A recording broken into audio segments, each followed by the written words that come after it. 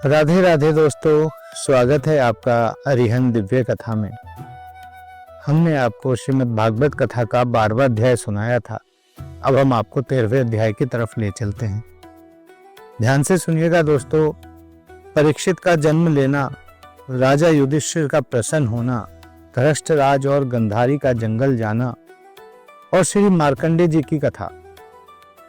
सूत जी ने कहा, हे ऋषियों, दूसरे शास्त्र और पुराण सुनने से बहुत दिनों बाद भगवान की भक्ति जागती है, लेकिन जब भगवान की कथा सुनने की इच्छा होती है तो उसी समय पाप 3 हिस्सों में बंटकर नष्ट होने लगते हैं। एक हिस्सा इच्छा होते समय, दूसरा कथा की जगह पर पहुंचते ही और तीसरा कथा सुनने से मिट जाता है। दूसरे धर्म, यज्ञ और व्रतों से जो फल मिलता है उससे कहीं ज्यादा फल भागवत सुनने से मिलता है। राजा युधिष्ठिर को हस्तिनापुर का सिंहासन मिला, लेकिन उनका ध्यान श्री भगवान कृष्ण के दर्शन के बिना अधूरा सा रहता था। वह दिन रात उन्हीं का स्मरण करके उनको याद करते रहते थे। वे दिन रात उन्हीं के चरणों का ध्यान करते हुए राजकाज करते थे। अब तुम लोग परीक्षित के जन्म का हाल सुनो। जब परीक्षित उत्तरा के गर्भ से पैदा हुआ, तब उसने आंखें खोलकर चारों तरफ देखा। इस आशा से देखा कि गर्भ में जिस रूप को मैंने देखा था वह कहाँ है, लेकिन यह रहस्य किसी को नहीं पता था। राजा युधिष्ठिर ने बहुत उत्साह से नंदी मुख श्राद्ध किया, मंगलाचार मनाया, ब्राह्मणों और याचकों को मनचाहा दान दक्षिणा दी। जब ज्योतिषों को बुलाकर जन्म कुंडली का हाल पूछा तो पंडितों ने विचार कर कहा, यह बालक जन्म लेते ही आंखें खोलकर सबको देख रहा है, इसलिए इसका नाम परीक्षित रखो। यह लड़का प्रतापी, बलवान, नीति धर्म का पालन करने वाला राजा होगा। इससे प्रजा खुश रहेगी। तुम्हारा नाम और यश चारों दिशाओं में फैलाएगा। यह बुद्धि में बृहस्पति जैसा, धैर्य में हिमालय जैसा, गंभीरता में समुद्र जैसा, वीरता में परशुराम जैसा, दान में शिव जैसा, सुख विलास में इंद्र जैसा और सत्य बोलने में तुम्हारे समान होगा। यह राजाओं में ऋषि समान गिना जाएगा। अधर्मी और पापियों को दंड देकर प्रजा को पुत्र समान पालन करेगा। अंत समय में जब किसी ऋषि का बेटा इसे श्राप देगा, तब तक्षक नाग के काटने से गंगा जी के किनारे इसकी मृत्यु होगी। यह सुनकर युधिष्ठिर उदास हो गए और पूछा, क्या यह किसी ब्राह्मण के क्रोध से तो नहीं मरेगा? यदि सांप के काटने से मरे तो यह हमारे कुल के लिए ठीक है, पर किसी महात्मा या संत के श्राप से नहीं।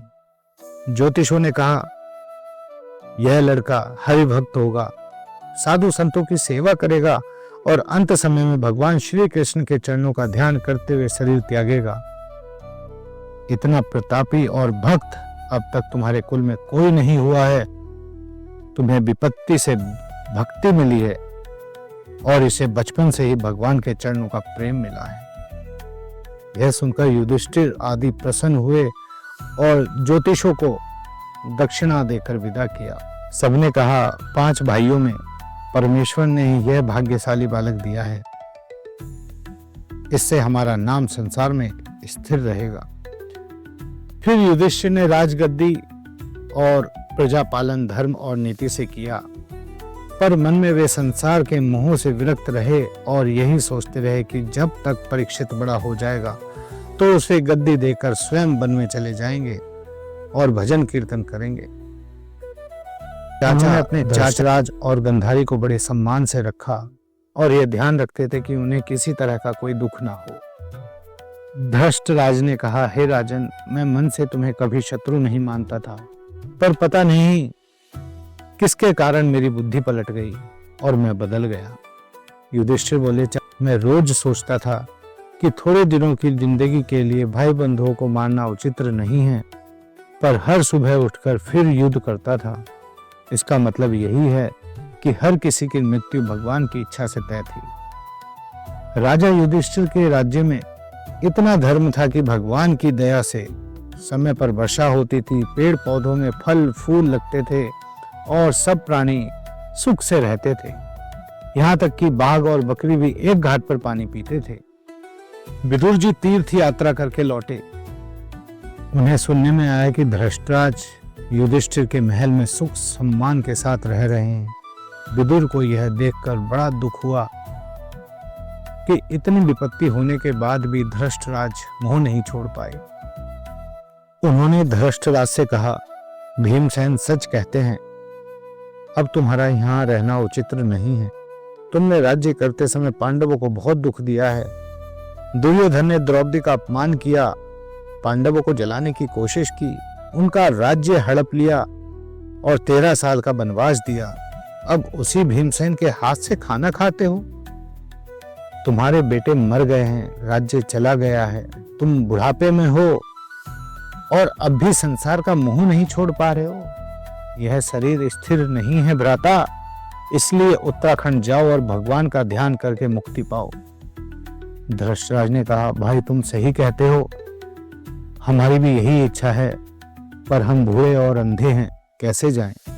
विदुर ने कहा, मैं तुम्हारा हाथ पकड़ कर ले चलूंगा। जब तक तुम जीवित रहोगे मैं सेवा करूंगा। फिर धृतराज और गंधारी आधी रात को विदुर के साथ बिना बताए चले गए। सुबह युधिष्ठिर को पता चला तो बहुत दुख हुआ। नारद मुनि आए और उन्होंने समझाया, संसार झूठा है, हर कोई मरने वाला है, जो भगवान का ध्यान करता है उसका सोच व्यर्थ है। नारद जी ने बताया, धृतराज और गंधारी विदुर जी के साथ हिमालय में जाकर भगवान का ध्यान कर रहे हैं और 7वें दिन उनका शरीर छूट जाएगा। ऋषियों ने पूछा, विदुर को धर्मराज का अवतार कहते हैं, उनकी कथा बताइए। सूत जी ने कहा, मार्कंडेय ऋषि को झूठे अपराध में राजा ने फांसी की सजा दी। ऋषि ने धर्मराज से पूछा, मैंने कोई पाप नहीं किया है, फिर मुझे यह दंड क्यों? धर्मराज ने कहा, बचपन में तुमने एक कीड़े को कांटा चुभोकर मार दिया, उसी का पाप का फल है। ऋषि बोले, अरे बचपन में पाप पुण्य का ज्ञान कहाँ होता है? अज्ञान से किया हुआ पाप दंड योग्य नहीं होता। तुमने मुझे अन्याय से फांसी दिलाई है, इसलिए मैं भगवान से प्रार्थना करता हूँ कि तुम दासी के पुत्र बनकर 100 वर्ष तक धरती पर रहो।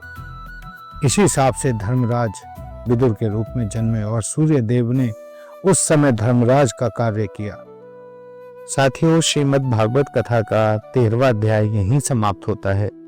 आप कमेंट्स में राधे राधे लिखकर ये जरूर बताएं कि आप कथा कहाँ से सुन रहे हैं और अपने दोस्तों और परिवार वालों के साथ शेयर करना बिल्कुल भी ना भूलें, ताकि वह भी श्रीमद् भागवत कथा का आनंद घर बैठे ले सके। मेरे चैनल अरिहंत दिव्य कथा को सब्सक्राइब करना बिल्कुल ना भूलें, ताकि आने वाले अध्याय सबसे पहले आपको मिले।